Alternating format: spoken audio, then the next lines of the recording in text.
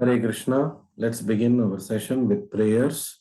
Namo Vishnupadaya हरे Krishna. Krishnaya Bhutale Srimate Bhaktivedanta Swaminiti Namine Namaste Saraswate Deve Gauravani Pracharine Nirvishesha Shunyavadi Paschatya Deshatarine जय श्री कृष्ण चैतन्य प्रभु नित्यानंद श्री अद्वैत गदाधर श्रीवासादि गौर भक्त वृंद हरे कृष्णा कृष्ण कृष्ण हरे हरे हरे राम राम राम हरे हरे।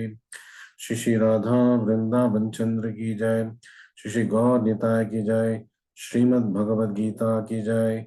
जगत गुरु श्रील प्रभुपाद की जय। हरे कृष्णा। तो आज हम 8वें अध्याय प्रारंभ करेंगे और जैसे कि बाकी सब अध्याय हमने प्रारंभ किया, चैप्टर ओवरव्यू आज करेंगे। So today we will be doing an overview, अवलोकन of chapter 8. Chapter 8 is known by the name Attaining the Supreme. So the middle 6 chapters started from chapter 7, 7वें अध्याय से। तो बीच वाला जो 6 अध्याय है, भक्ति प्रदान अध्याय, वो हमने प्रारंभ किया था। So 7th chapter was knowledge of the absolute. तो भगवान के बारे में ज्ञान, ये हमने पाया था 7वें अध्याय से। और 8वें अध्याय, जब भगवान के बारे में ज्ञान मिल गया, अब भगवत प्राप्ति कैसे करें, how to attain that supreme. So 8th chapter takes us through that journey on questions and answers by Krishna and Arjuna, Arjuna and Krishna. तो कृष्णा और अर्जुन, अर्जुन और कृष्णा के संवाद के मुखेन कैसे भगवान को प्राप्त कर सकते हैं, ये हम 8वें अध्याय में सीखेंगे।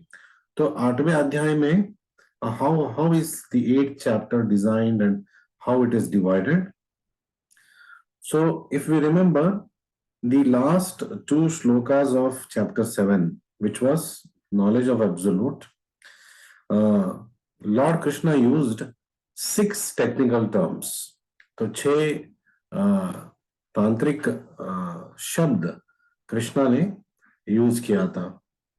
So what are the 6 terms that Krishna used? One is Brahman, second one is Adhyatma, third one is Karma, fourth one Adibhuta, then Adidaiva, and sixth one was Adiyagna. So these 6 terms Bhagavan Krishna ne he introduced to us. So Lord Krishna introduced these 6 terms towards the end of 7th chapter. So naturally, what is going to happen now? Arjuna is going to, on our behalf, ask, what are these 6 technical terms that you talked about, Krishna? So Arjuna asks for clarification of these terms and thus asks 8 questions in shloka number 1 and 2. तो पहले 2 shloka of 8वें अध्याय of 8th chapter, Arjuna asks 8 questions. So, and the whole chapter, remaining chapter after that, Krishna explains the answers for these 8 questions. तो तत्पश्चात कृष्णा इन 8 प्रश्न का उत्तर देते हुए अध्याय को आगे बढ़ाते हैं. So Krishna answers the first 7 questions. तो अर्जुना ने 7 प्रश्न पूछा, 8 प्रश्न पूछेगा इनफैक्ट. तो उसमें पहले 7 क्वेश्चंस पहले वो आंसर करते हैं, फिर 8वें प्रश्न का उत्तर वो बहुत ही विस्तार में, डिटेल में हमें लेके जाते हैं. So Krishna also discusses a few other things in this chapter. तो इस अध्याय में और कुछ चीजें सीखेंगे हम, like how and what is yoga मिश्रित भक्ति. तो प्योर डिवोशनल सर्विस 12वें अध्याय में हम पढ़ेंगे. लेकिन उससे पहले अब नॉलेज ऑफ एब्सोल्यूट हो गया, अटेनिंग द सुप्रीम आएगा, फिर 9वें chapter, 9th chapter most confidential knowledge, after attaining the Supreme, the Lord is going to give us most confidential knowledge. And then he's going to talk about his opulence in chapter number 10. और 11वें अध्याय में विश्व रूप के बारे में हमें दर्शन मिलेगा, व्याख्यान मिलेगा. The details of Vishwa Rupa we'll get in 11th chapter, and 12th chapter is devotional service. That's the culmination of bhakti. Bhakti is not just theoretical, it ends with the practical action, that is devotional service. तो भक्ति केवल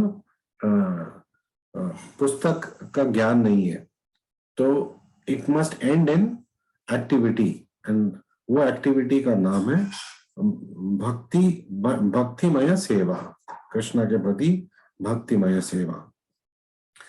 So another thing that we'll learn in this chapter is also about Shuddha Bhakti, that is pure devotional service. So Krishna touches upon pure devotional service and then explains about this pure devotional service in 12th chapter. 12वें अध्याय में विस्तार में हमको परिचित करेंगे. Factors that determine soul's destination when it leaves the body.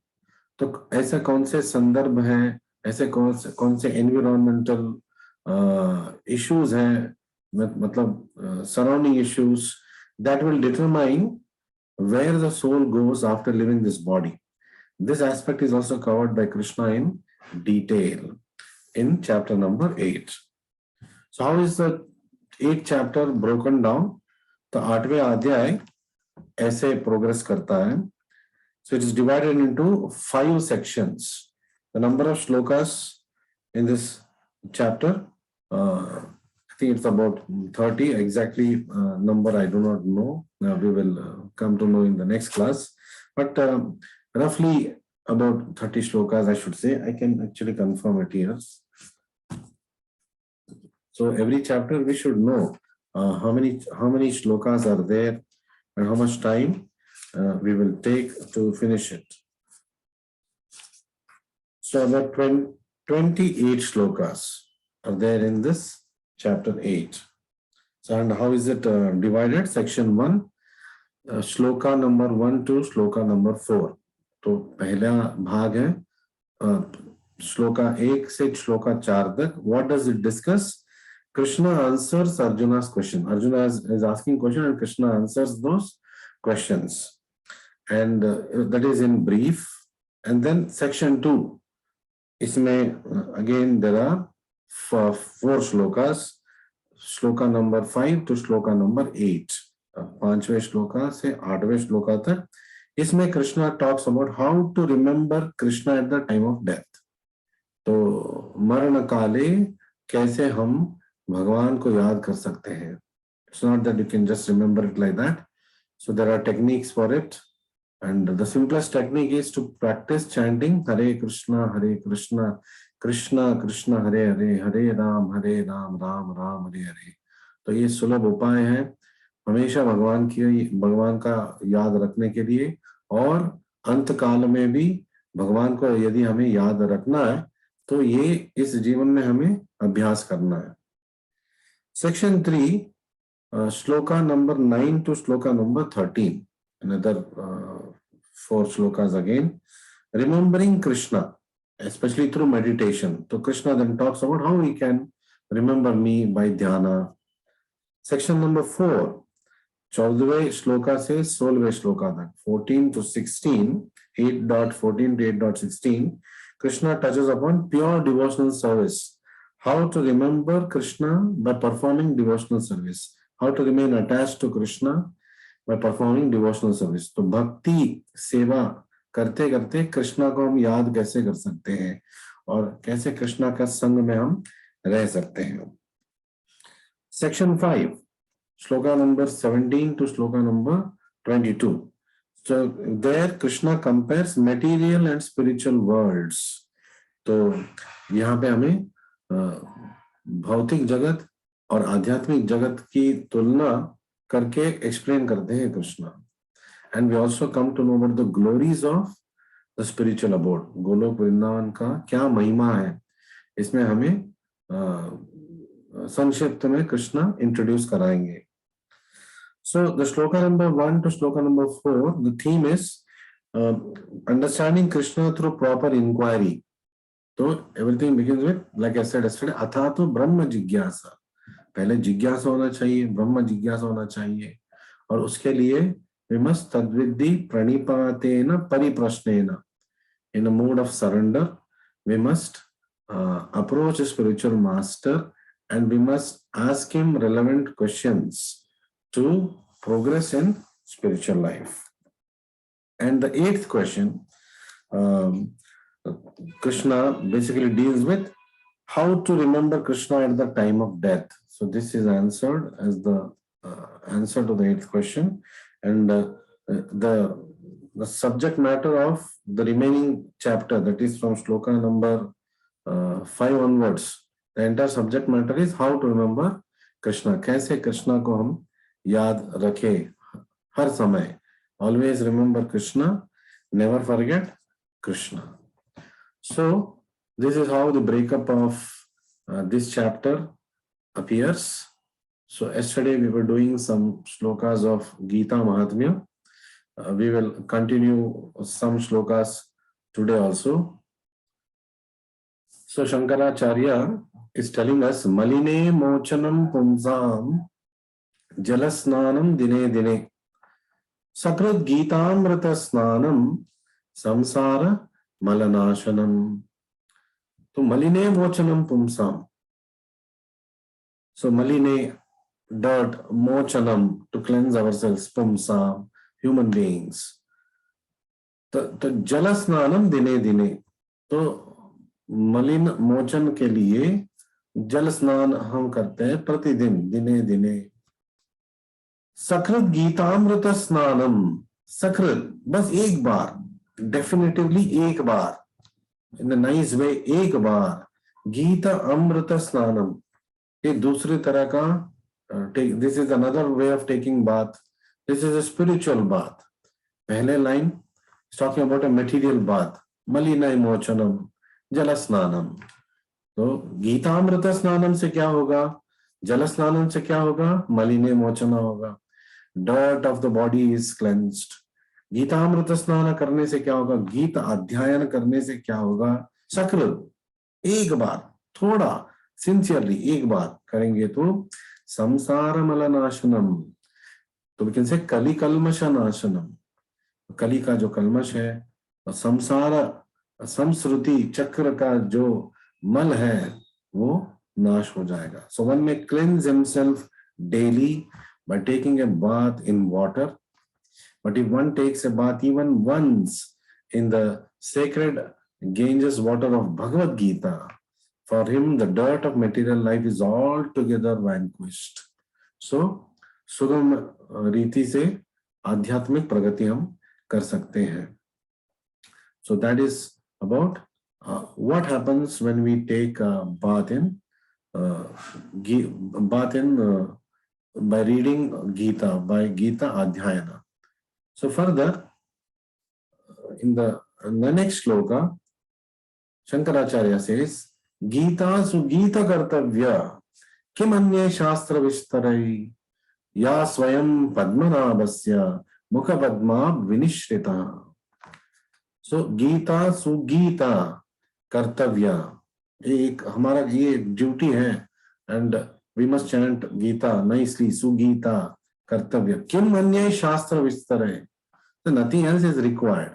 No other shastra is required in detail. और कोई शास्त्र की जरूरत नहीं है. यस क्यों, यस स्वयं पद्मनाभस्य, क्योंकि ये भगवान पद्मनाभा खुद मुख पद्माद विनिश्रितः, अपने श्री मुख से उन्होंने ये बताया है. ये गीता अमृता कहाँ से आ रहा है, उनके श्री मुख से आ रहा है. जैसे कि कल हमने डिस्कस किया, वेद कहाँ से आए, भगवान की श्वास लेने से आए. और गीता कहाँ से आ रहा है, भगवान के श्री मुख से आ रहा है. उनके अधर, उनके जो सुमधुर अधर है, उससे वाक्य के रूप में एक गीता अमृत हमारी तरफ आ रहा है. तो गुरु मुखेना we receive it. Because Bhagavad Gita is spoken by the Supreme Personality of Godhead, one need not read any other Vedic literature. यह स्वयं पद्मनाभस्य मुख पद्माद विनिश्रिता, तो इसलिए और कोई ग्रंथ की जरूरत नहीं है. One need only attentively and regularly hear and read Bhagavad Gita, like in the previous shloka, Sakrud Gitamrita Snanam.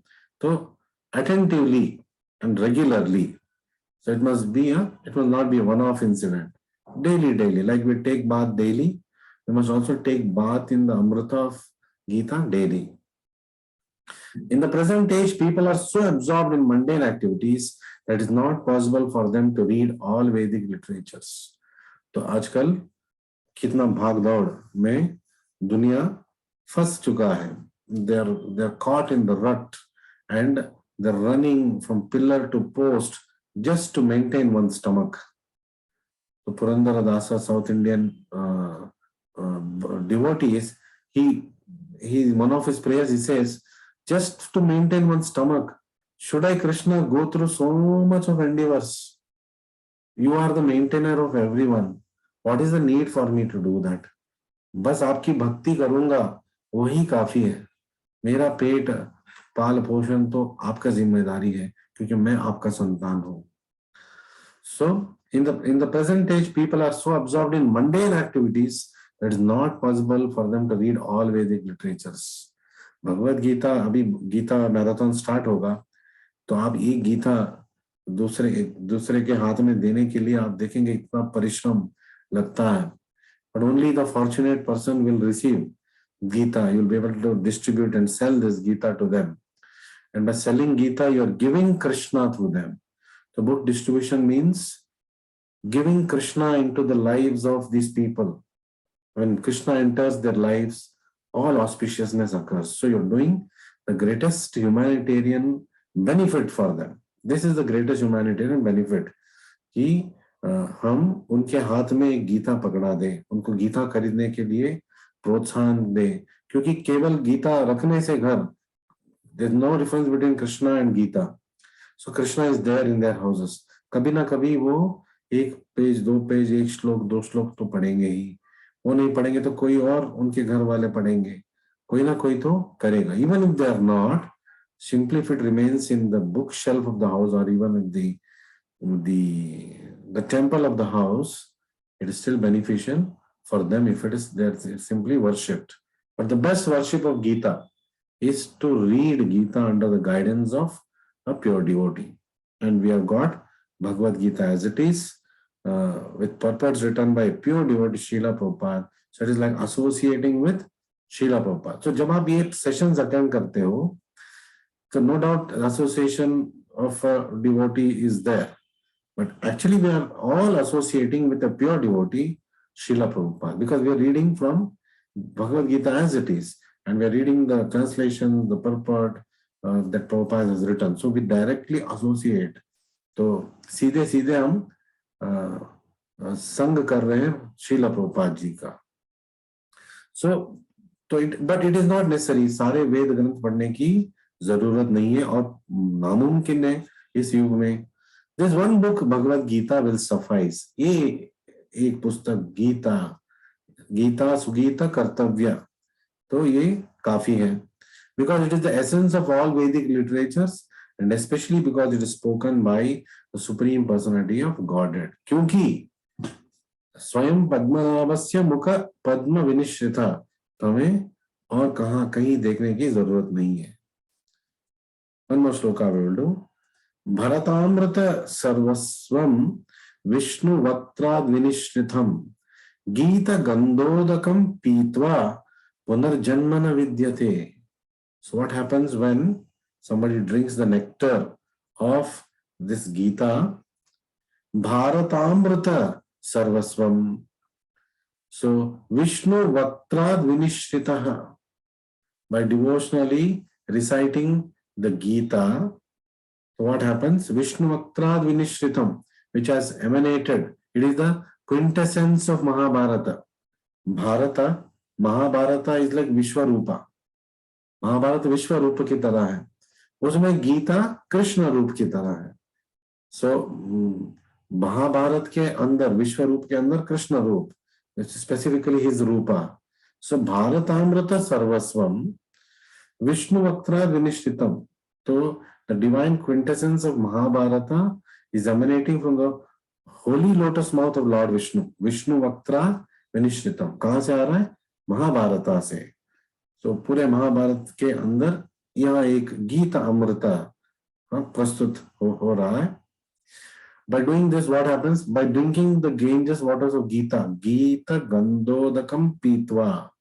तो गीत, ये जो गंगा है, गीत का गंगा है, गीत का ये जो अमृत है, इसको पीने से क्या होगा?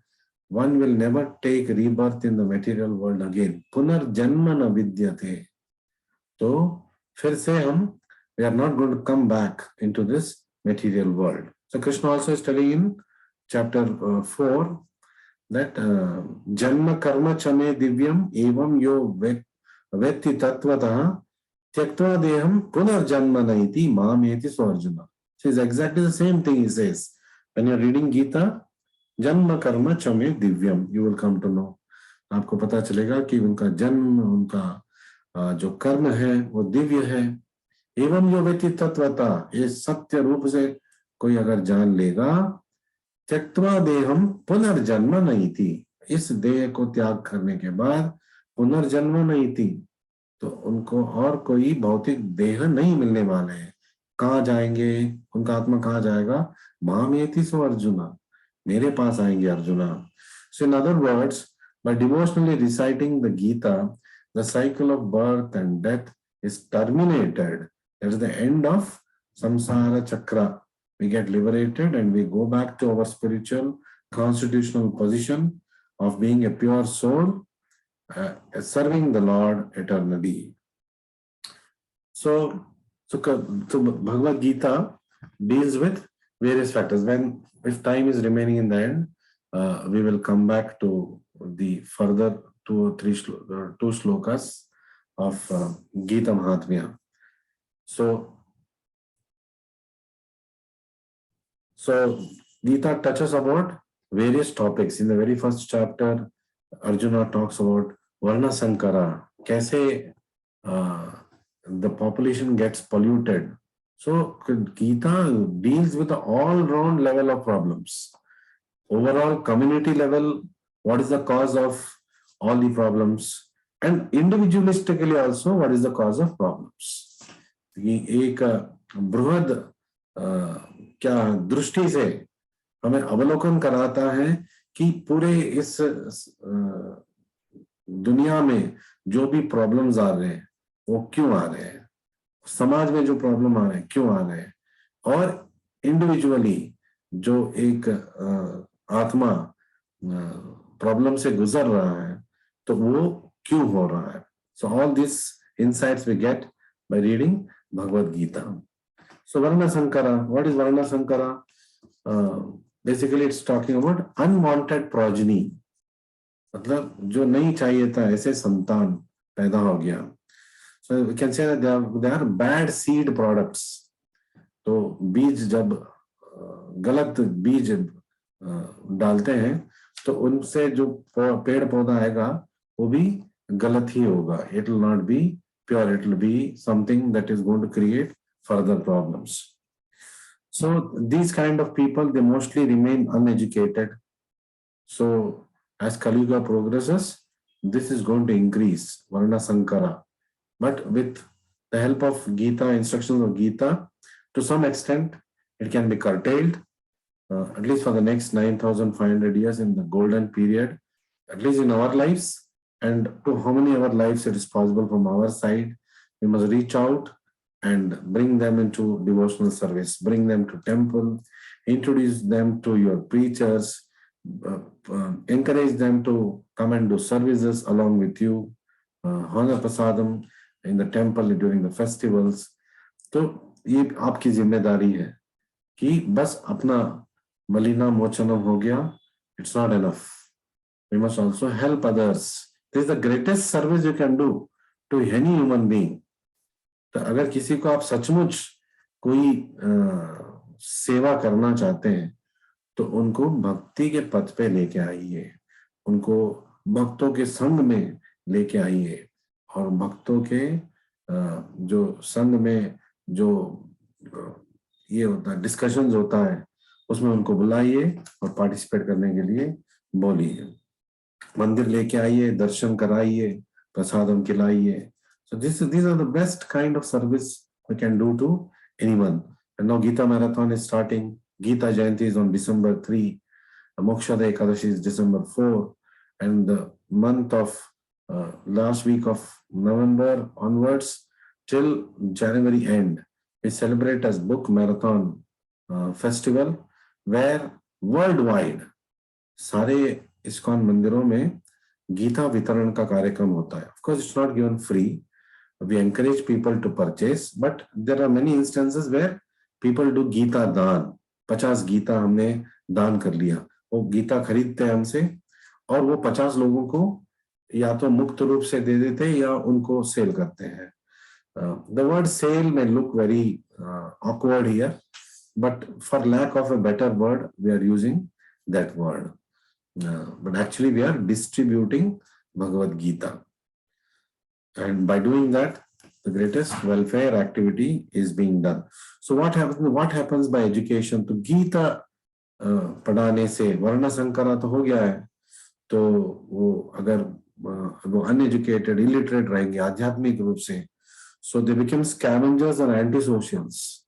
तो जो गैर समाज गतिविधियां हैं वो क्रिमिनल एक्टिविटीज उसमें लग जाएंगे. सो इफ एजुकेटेड, अगर मंडेन एजुकेशन है और वर्ण संकर है, हाईली एजुकेटेड है, they will use it for destructive purposes and they will use it adversely. Sometimes intelligence also can be an enemy to us, because if it is not channelised in the right direction then end up doing destructive activities. तो वो समाज कल्याण के बजाय समाज को तोड़ने वाला काम में लग जाते, क्योंकि उसके लिए भी बुद्धि चाहिए, लेकिन ये बुद्धि विकृत बुद्धि हो जाएगा. So if the land is fertile, तो क्या होगा? Then the seed is, and the seed is first class. तो बीज अगर फर्स्ट क्लास है और जो जमीन है फर्टाइल है, तो क्या होगा? The tree that comes out will be very powerful. जो पेड़ वहां से उगेगा बहुत शक्तिशाली होगा. लेकिन अब तो वर्ण संकरा तो हो गया है, बैड सीड प्रोडक्ट आ गया है. अभी क्या कर सकते हैं? We can salvage the situation, we can try to do some compensatory activities. But when Krishna comes in our lives, what happens? Everything will be auspicious. There is nothing, God plus you is equal to majority. तो केवल भगवान के, आपके साथ भगवान खड़े हो गए तो आप मेजॉरिटी बन गए. मतलब all good qualities come into that person. When somebody associates with Krishna and devotional service, then all godly qualities come into that person. तो दैवी गुण संपद हो जाएगा. So yesterday we learnt about the Vedic philosophy about if money is lost, nothing is lost. If health is lost, something is lost. And if character is lost, everything is lost. और आज material world में, कलयुग में उल्टा system चल रहा है. If character is lost, nothing is lost. चरित्र खोने दीजिए, उटपटा काम हम करेंगे. अगर स्वास्थ्य, if it is lost, then हाँ थोड़ा बहुत कुछ खो गया तो इंश्योरेंस कराएंगे, मेडिकल जो खर्चा है वो करेंगे, उससे ठीक हो जाएगा. लेकिन आज का फिलोसफी क्या है? If money is lost, everything is lost. So money is sweeter than honey. I talked about it yesterday. Everybody is behind this. सब लोग लक्ष्मी के पीछे भाग रहे हैं और लक्ष्मी कृष्णा के पीछे भाग रही है.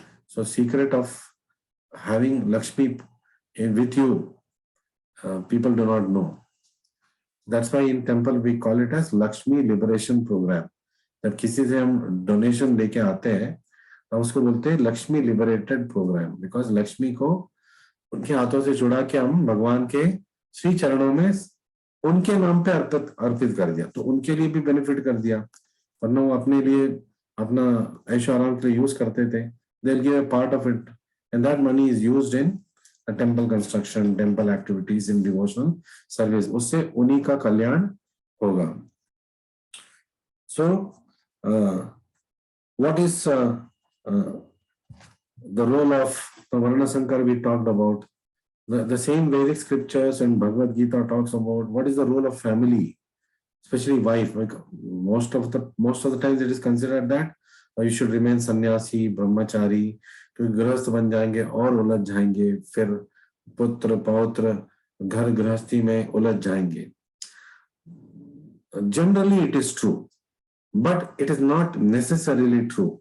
कलयुग में तो वो बहुत बहुमात्र में ट्रू है, सत्य है.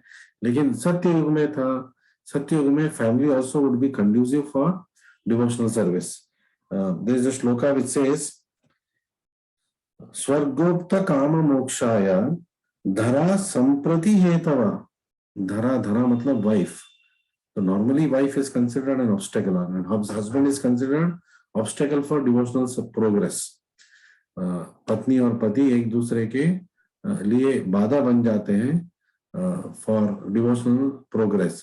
But जब भक्त का संग करके भक्त से कोई शादी करेंगे, not necessarily that they are compatible. Then between devotees also a lot of commotion happens, but that's the best use of a bad bargain that we are into. So स्वर्गोक्त काम मोक्षाय धरा संप्रति हेतवा.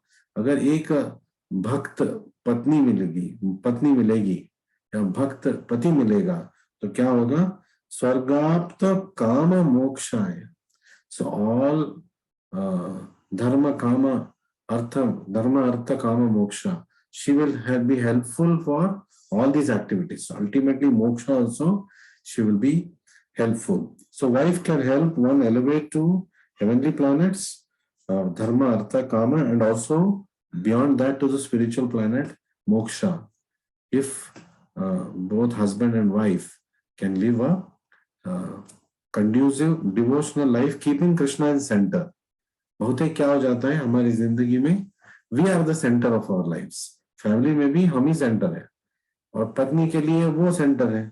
अपना सोच अपना समझ से वो अपना दुनिया चलाती है. So what happens? There are multiple circles, so there is always a clash. तो जब कृष्णा को हम सेंटर बनाएंगे, when our life becomes Krishna centric, then what happens? When life becomes Krishna centric, then all our aims and goals merge into the same direction. So there are not much clashes. Of course, जैसे कि बच्चे पालने के लिए भी पति चाहेगा कि बच्चा इंडियन कपड़े पहने, पत्नी चाहेगी वेस्टर्न कपड़े पहने, सो और वाइस वर्सा. तो उसमें भी क्लैश हो सकता है. तो कृष्णा के सेवा में भी क्लैश हो सकता है कि आज हम ये ड्रेस पहनाएंगे, नहीं ये ड्रेस पहनाएंगे, इस फेस्टिवल के लिए ये स्वीट बनाएंगे, नहीं ये स्वीट बनाएंगे, तो ये प्रोग्राम करेंगे, नहीं ये प्रोग्राम करेंगे, इस मंदिर जाएंगे, नहीं इस मंदिर जाएंगे. ये भी प्रॉब्लम्स हो सकता है. But that's right. So we have to be consider ourselves very fortunate if we get a good wife or husband who are devotees and who can help us to whatever extent possible progress in devotional life. So for that to happen, the family has to sit every day evening and have a family union, not for gossip, पजल्पा करने के लिए नहीं, लेकिन भागवतम और भगवद गीता को discuss करने के लिए. So one person can read one shloka, husband can read one shloka and read the translation, wife can read the purport, भावार्थ पत्नी पढ़ सकती है, फिर श्लोका और ट्रांसलेशन पत्नी पढ़ेगी, फिर पति और बच्चे सुनेंगे और बताएंगे भावार्थ को. So like this, family which is Krishna centric life can be, then that is the correct use of the scriptures in our life. So not only it will help us progress spiritually, it will also help us keep us materially sane. So we'll move further with that shlokas of Gita Mahatmya. So in the 6th shloka, Shankaracharya says, yesterday we covered this when I talked about the general overview. Sarvopanishado gavo Dogda Gopala Nandana Partho Vatsa Sudhir Bhokta Dugdam Gitamrutam Mahat.